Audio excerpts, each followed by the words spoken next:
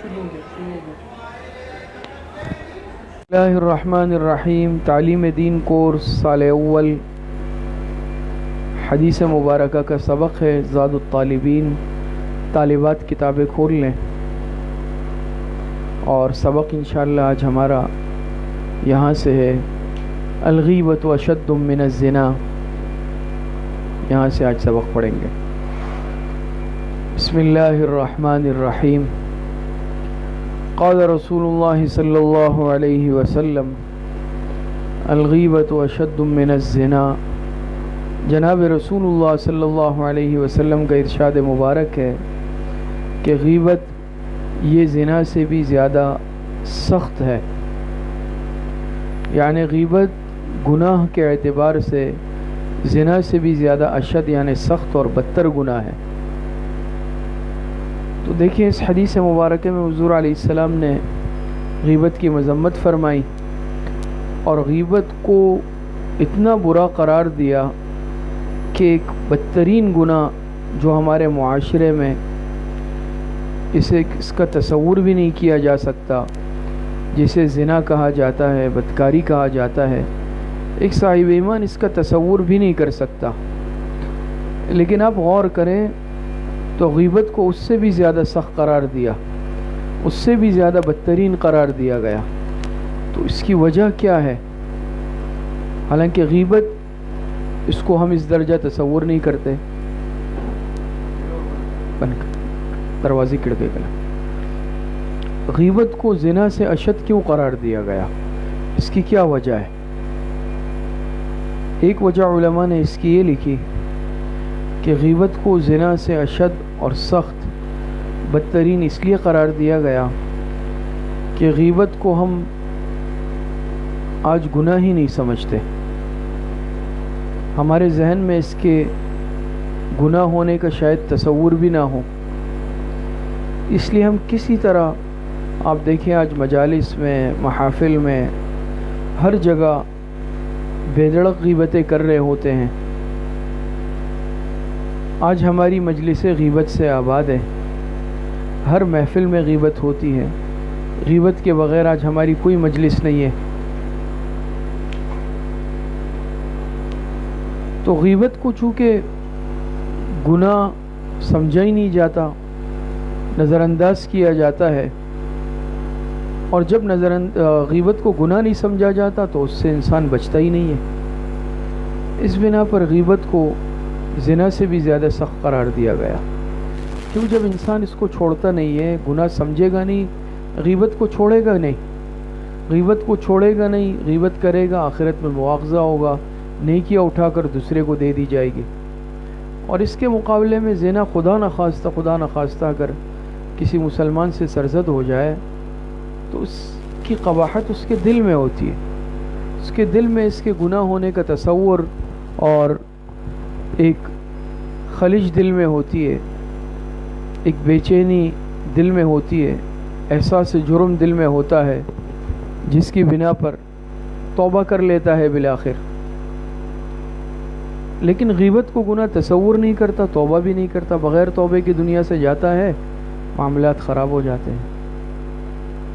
دوسری وجہ علماء نے یہ لکھی کہ اگر گناہ سمجھتا بھی ہے تو معمولی گناہ سمجھتا ہے، اس کو کوئی بڑا گناہ نہیں سمجھتا، حالانکہ غیبت یہ گناہ ہے کبیرہ میں سے ہے، صغائر میں سے نہیں ہے، غیبت یہ کبائر میں سے ہے، گناہ کبیرہ میں سے ہے۔ اور آپ کو معلوم ہونا چاہیے کہ گناہ کبیرہ بغیر توبے کے معاف بھی نہیں ہوتے، گناہ کبیرہ تو بغیر توبے کے معاف نہیں ہوتے، اس سے کبیرہ اسی لیے کہتے ہیں نا، بڑا گناہ، بہت بڑا گناہ۔ اور ہم آج اسے معمولی گناہ سمجھ رہے ہیں، جیسے ناک پہ مکھی بیٹھی ہے اور اڑا دی، اس طرح غیبتیں دھڑا دھڑ چل رہی ہے۔ تو غیبتیں چل رہی ہوتی ہے، غیبتوں کی مجلسیں گرم ہوتی ہے، آج ہم غیبتیں کر رہے ہوتے ہیں، تو معمولی گناہ سمجھتے ہیں اور پھر بے دھڑک غیبتیں کرتے ہیں۔ اور زنا کو آج بھی بڑا گناہ تصور کیا جاتا ہے، سمجھا جاتا ہے۔ تیسری وجہ یہ ہے کہ دیکھیں زنا کا جو عمل ہے یہ اتنا آسان نہیں ہے، اس کے لیے ظاہری بات ہے انسان کے پاس موقع، محل، ماحول، طاقت، بہت ساری چیزیں درکار ہیں. لیکن غیبت ایسا گناہ ہے جب چاہا کر لیا، جس وقت چاہا کر لیا، بڑے نے کر لیا، بوڑھے نے کر لیا، مرد نے کر لیا، ایک عورت نے کر لی، گھر میں کر لی، باہر کر لی، جہاں دل چاہا، جس وقت دل چاہا، جتنا دل چاہا کر لیا. اس پر کوئی دنیاوی اعتبار سے ظاہراً پکڑ بھی نہیں ہو، کوئی مواخذہ نہیں کرے گا انسانوں میں سے. تو اس لیے اس میں ابتلاء عام بھی ہے، اور جب ابتلاء عام ہے تو یہ گناہ کبیرہ ہم سر پہ لے رہے ہیں، جس کی وجہ سے آخرت میں ہمیں اپنی نیکیوں سے محروم ہونا پڑے گا، بلکہ دوسروں کے گناہوں کو بھی سر پر لینا پڑے گا. اسی طرح چوتھی وجہ علماء نے یہ لکھی کہ غیبت کو زیادہ سخت اس لیے بھی قرار دیا گیا کہ غیبت ایسا گناہ ہے جس کا تعلق حقوق العباد سے ہے. یہ حقوق العباد سے ہے نا. دو قسم کے حقوق ہوتے ہیں، حقوق اللہ اور ایک حقوق العباد. تو حقوق اللہ جیسے نماز، روزہ، زکوٰۃ، حج وغیرہ، یہ حقوق اللہ ہے. اور حقوق اللہ میں کوتاہی یہ بھی بہت بڑا گناہ ہے، جرم ہے. لیکن بہرحال اللہ پاک کا حق ہے، انسان توبہ کر لے اللہ پاک معافی دے دیتے ہیں.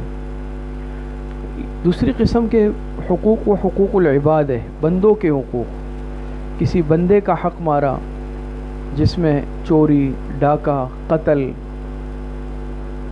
اور اسی طریقے سے غیبت، یہ سب کے سب اس میں شامل ہے، حقوق العباد میں شامل ہے. اور یاد رکھیں حقوق العباد کا معاملہ حقوق اللہ سے سخت ہے. کیوں؟ حقوق اللہ تو اللہ پاک توبے سے معاف فرما دیتے ہیں اگر اللہ پاک چاہے، لیکن حقوق العباد کی معافی یہ اللہ پاک نہیں فرماتے توبے سے صرف، بلکہ حقوق العباد تب معاف ہوتے ہیں کہ جس کی حق تلفی کی ہے وہ معاف کر دے طیب قلب سے، یا اس کا حق اس کو ادا کر دے، بدلہ لے لے. تو حقوق العباد کا معاملہ یہ حقوق اللہ سے بھی زیادہ سخت ہے اور سنگین ہے. اور اسی بنا پر دیکھیے غیبت کا انجام اور نتیجہ کیا ہوگا کہ ایک انسان آخرت میں جب جائے گا، نامہ اعمال میں عبادات تو بہت ہوں گی، اعمال بہت ہوں گے، لیکن دوسری طرف لوگوں کی غیبتیں کی ہوگی، کردار کشی کی ہوگی، تہمتیں لگائی ہوں گی. تو پھر حقدار آئیں گے، اپنا حق وصول کرنے کا مطالبہ کریں گے. اور آخرت میں تو روپیہ پیسہ سفارش یہ نہیں چلتا. تو لہٰذا معاملہ کیا ہوگا کہ آخرت میں پھر اس کی نیکیاں اٹھا کر ان حقداروں کو دی جائے گی. جس کی غیبتیں کی ہوں گی وہ آئیں گے اور اس غیبت کرنے والی کی نیکیاں اٹھا کر ان کو دی جائے گی، یہاں تک کہ اس کی نیکیاں ختم ہو جائے گی. پھر بھی حقدار آئیں گے، پھر کیا ہوگا، ان کے گناہ اٹھا کر اس کے نامہ اعمال میں ڈالے جائیں گے، یہاں تک کہ اس کا نامہ اعمال گناہوں سے بھر جائے گا. جہنم میں لے جائے جانے کا حکم ہوگا. آئے اس حال میں کہ نامہ اعمال نیکیوں سے بھرا ہوا، جہنم میں ڈالا جا رہا ہے اس حال میں کہ نامہ اعمال گناہوں سے بھرا ہوا. یہ غیبت اتنی سنگین چیز ہے. اور قرآن کریم میں اللہ پاک ارشاد فرماتے ہیں وَلَا يَغْتَبْ بَعْضُكُمْ بَعْضًا أَيُحِبُّ أَحَدُكُمْ أَن يَأْكُلَ لَحْمَ أَخِيهِ مَيْتًا فَكَرِهْتُمُوهُ. دیکھیں اللہ پاک نے کتنی سخت تشبیہ فرمائی ہے کہ وَلَا يَغْتَبْ بَعْضُكُمْ بَعْضًا، تم میں سے بعض کی غیبت نہ کریں. کیا تم میں سے کوئی یہ پسند کرتا ہے کہ وہ اپنے مردہ بھائی کا گوشت کھائے؟ اس کو تو تم ناپسند کرتے ہو. تو غیبت کرنے والا ایسا ہے جیسا کہ وہ انسانی گوشت کھا رہا ہے، پھر اپنے بھائی کا، پھر مردہ کچا گوشت. ایک انسان تصور بھی سلیم الفطرت اس کا نہیں کر سکتا. تو غیبت کی تو یہی مثال ہے. پھر غیبت جس طرح کرنا حرام، اسی طرح غیبت سننا حرام، غیبت کی مجلس میں شرکت کرنا حرام. غیبت جس طرح بڑے کی حرام، چھوٹے کی بھی حرام، مرد کی جائز نہیں، عورت کی بھی جائز نہیں، موجود کی جائز نہیں، غائب کی جائز نہیں، زندوں کی جائز نہیں، مردوں کی بھی جائز نہیں. غیبت بہت سخت اور سنگین گناہ ہے، لیکن اس میں ابتلاء عام ہو چکا ہے. عوام کیا خواص سب مبتلا ہے.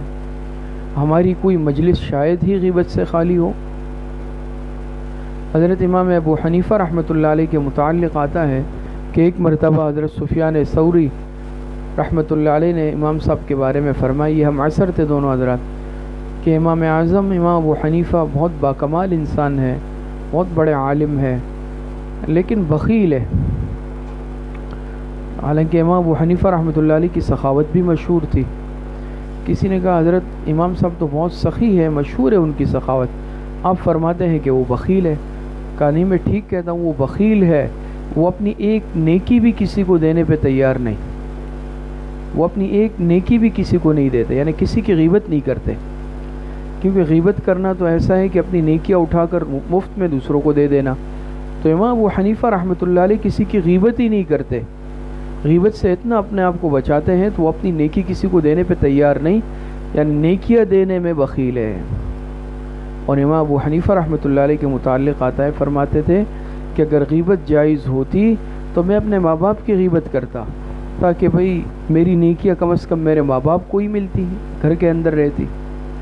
تو بہرحال غیبت کا معاملہ یہ بہت سنگین معاملہ ہے، اور آج چونکہ اس میں بہت ابتلاء عام ہے، تو بہت زیادہ اس بات کی ضرورت ہے کہ ہم اس گناہ سے اپنے آپ کو بچائیں،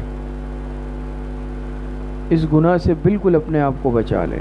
اور اس کے لیے علماء نے طریقہ یہ بھی لکھا کہ انسان حتی الامکان ایک تو اپنی زبان کو قابو میں کر لے، زبان کو قابو اور کنٹرول کر لے، اور علماء نے یہاں تک لکھا کہ کسی کی بہت زیادہ تعریف بھی نہ کی جائے، انسان اعتدال سے کام لے، کیونکہ عام طور پر شیطان اسی راستے سے انسان کو غیبت پہ لگاتا ہے کہ پہلے انسان صفت کرتا ہے یا تعریفی کلمات کہتا ہے، آہستہ آہستہ اس کے برائی اور غیبت کی طرف چلے جاتا ہے۔ تو نہ حد سے زیادہ تزکیہ کرے اور نہ بہت زیادہ برائی کرے، بلکہ انسان ہر کسی کے متعلق زبان کو خاموش ہی رکھے، خود بھی غیبت نہ کرے، کہیں غیبت ہو رہی ہو غیبت قطعی نہ سنے، غیبت کی مجلس ہو رہی ہو تو اس غیبت کرنے والے کو بھی روک دے۔ شرعی حکم بھی یہ ہے، اگر اس میں طاقت ہے، اگر یہ ایک طاقت رکھتا ہے، منصب عہدہ رکھتا ہے، کنٹرول رکھتا ہے، تو پھر یہ روک دے، ہاتھ کی طاقت سے روک سکتا ہے، زبان کی طاقت سے روک سکتا ہے، تو اس غیبت کو روک دے۔ اگر روکنے کی طاقت نہیں رکھتا، یہ اس مجلس میں کمزور ہے، بے حیثیت ہے، پھر کم از کم اس مجلس سے خود الگ ہو جائے، تاکہ اس کا حصہ نہ بنے اور اس گناہ کا شریک نہ ہو۔ اور اسی طریقے سے علماء نے لکھا کہ یہاں تک کہ بلکہ بہتر یہ ہے کہ یہ جس کی غیبت کی جا رہی ہے اس کے عزت کی حفاظت کرے، اس کی طرفداری کرے، اور حدیثوں سے بھی ثابت ہے۔ ابھی ریاض الصالحین میں آپ نے پڑھ لیا سال دوم کی طالبات نے کہ باقاعدہ حضور علیہ الصلاۃ والسلام اور صحابہ نے ایسی مجالس میں جو ہے غیبت سے منع کیا، بلکہ جس کی غیبت کی جا رہی تھی اس کی تعریف کی، اس کا تزکیہ کیا۔ تو حتی الامکان اپنی طرف سے انسان اس غیبت کو روکے بھی، اور غیبت کرنے والے سے کہے بھئی آپ صحیح بات نہیں کہہ رہے، آپ کو غلط فہمی ہوئی ہے۔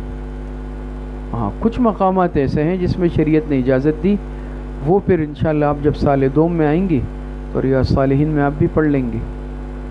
تو غیبت یہ بہت برا گناہ ہے، اور یہ انسان کی نیکیوں کو ختم کر دیتا ہے۔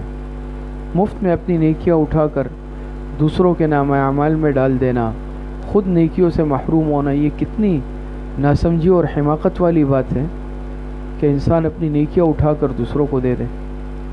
تو بہرحال غیبت سے بچنا ضروری۔ اور آخری بات کہ اب تک اگر اس میں ابتلا ہوا بھی ہے تو فوراً اس کی تلافی کی کوشش کریں۔ اگر جس کی غیبت کی وہ زندہ ہے تو اس کی تلافی کیسے کی جائے؟ کیونکہ اگر اس کے سامنے جا کر ہم کہیں گے بھئی آپ کی غیبت کی تھی معاف کر دیں، بہت ممکن ہے کہ اس کے دل میں اور کدورت آ جائے، میل آ جائے، اور قدرتی فطری بات ہے، ممکن ہے۔ تو اس کا طریقہ یہ ہے، مناسب طریقہ یہ ہے کہ ایک عمومی انداز میں معافی لے لی جائے کہ بھئی اگر میں نے زندگی میں کبھی آپ کی غیبت کی ہو یا آپ نے کی ہو تو بھئی ہم ایک دوسرے کو معاف کر دیتے ہیں، وہ معاف کر دیں گے، یہ بہتر صورت ہے۔ اور اگر جس کی غیبت کی ہے وہ انتقال کر چکا ہے یا بعد میں اس کی غیبت کی انتقال کے بعد، تو علماء نے لکھا کہ اس کے طریقہ یہ ہے معافی کا، وہ تو دنیا سے جا چکا ہے، اس کے لیے زیادہ سے زیادہ ایصال ثواب کریں، نفلی صدقہ، خیرات، تلاوت، ذکر، اذکار، تسبیحات، نوافل، اس کے لیے ایصال ثواب کرے، اور ساتھ میں اللہ پاک سے معافی بھی مانگے۔ تو اللہ پاک کی ذات سے امید ہے کہ انشاءاللہ اللہ پاک اس غیبت کے گناہوں کو بالآخر اللہ پاک معاف فرما دیں گے۔ اللہ پاک کریم اور رحیم ذات ہے، چونکہ حقوق العباد سے متعلق ہے، آخرت کا معاملہ ہے، پکڑ کا امکان ہے، لہٰذا اس گناہ سے اپنے آپ کو ہمیشہ بچائیں۔ اللہ پاک ہم سب کو صحیح عمل کی توفیق نصیب فرمائے۔ وآخر دعوانا ان الحمدللہ رب العالمین۔ اچھا ابھی ایک اعلان سن لیں کہ یہ سال دوم کا سال اول تیر کا، تو وہ انشاءاللہ 15 منٹ سبق پڑھائیں گے سال اول کا، پھر اس کے بعد ہمارا سال دوم کا ہوگا۔